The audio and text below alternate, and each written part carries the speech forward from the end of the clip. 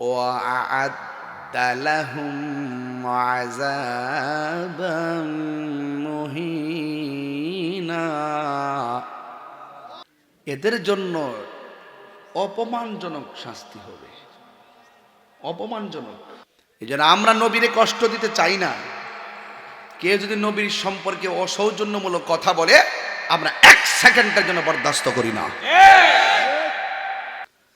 আজকে ইহুদিরা যদি ঘটনাটা ঘটাইতো মনটাকে বুঝ দিতাম। দাড়িওয়ালা, টুফিওয়ালা, ফাগরিওয়ালা ফুরাতের প্রান্তরের পানি দিয়া উজু করছে, গোসল করে নামাজ পড়ছে, দাড়ি দুরি রাইকা মুসলমান হইয়া যায়, ইমাম হুসাইনের গলার মধ্যে ছুরি চালাই দিছে। এর দ্বারা প্রমাণ হয় হক হক সব সময় নির্যাতিত হয়েছে নিজেদের মুনাফিকের কারণে। ঠিক ঠিক।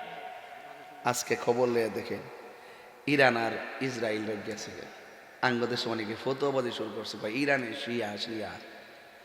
আরে বাবা ঠিক আছে, কেউ শিয়া হইলে আমরা সুন্নিরা কোনো সম্পর্ক নাই, কিন্তু যখন ইহুদির সাথে মুসলমানদের দ্বন্দ্ব হবে, ওই মুসলমানের আকীদা যেটাই হোক না কেন আমরা সবাই মিল্লা ইহুদিদের বিরুদ্ধে মাঠে নামতে হবে। এই কথাগুলো অনেকে বুঝতে চায় না। উল্টা পাল্টা কথা বলা সহজ, বুঝা কথা বলা বড় কঠিন। যা মন চা তা বলা সহজ, কিন্তু বুঝা কথা বলা কঠিন।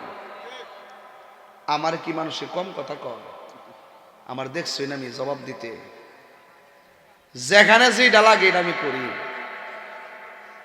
আপনি এজিদের পক্ষে গান গাইবেন আর আমি আপনার সুমা দিব, প্রশ্নই আসে না। কাফেরও চাইতে মুনাফিকরা আরো খারাপ। মুসলমানদের সব রাষ্ট্রে গাঁটি দিয়ে দিছে, হ্যাঁ, এর লেগে ইরানে সেচ্ছে কজা ওই গাঁটি আগে উড়াই দিব। ইসলাম জিন্দা হোতা হয় হার কারবালা কে বাদ। ইসলাম জিন্দা হয়েছে কারবালার এই সেই মহিয়ান গুরিয়ান আত্মত্যাগের বিনিময়ে। কথা বলেন ঠিক কিনা? আমাকে বিষয় দিয়েছেন সোহাদায়ে কারবালা।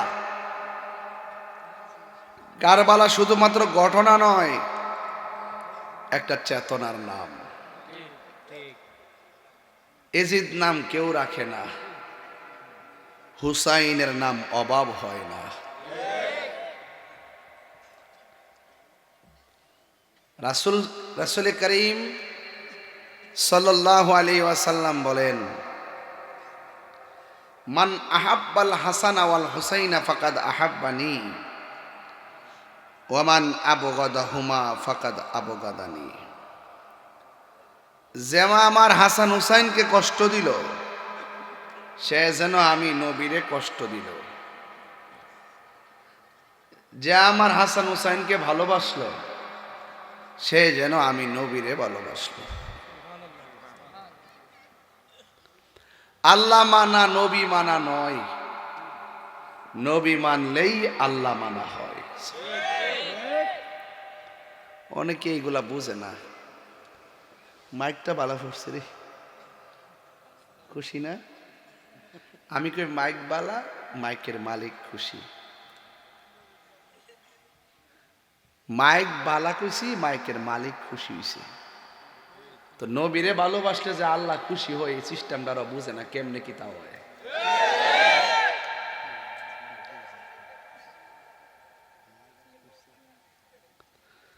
আল্লাহর হাবিব বলেন যে আমার হাসান হুসাইনকে ভালোবাসলে আমি নবীকে ভালোবাসা হবে, আর এদের সঙ্গে দুশ্মনী করলে আমি নবীর সঙ্গে দুশ্মনী হবে। এখন নবীর সঙ্গে যদি কেউ দুশ্মনী করে তার হিসাবটা কি হবে? আল্লাহ রাব্বুল আলামিন বলতেছেন,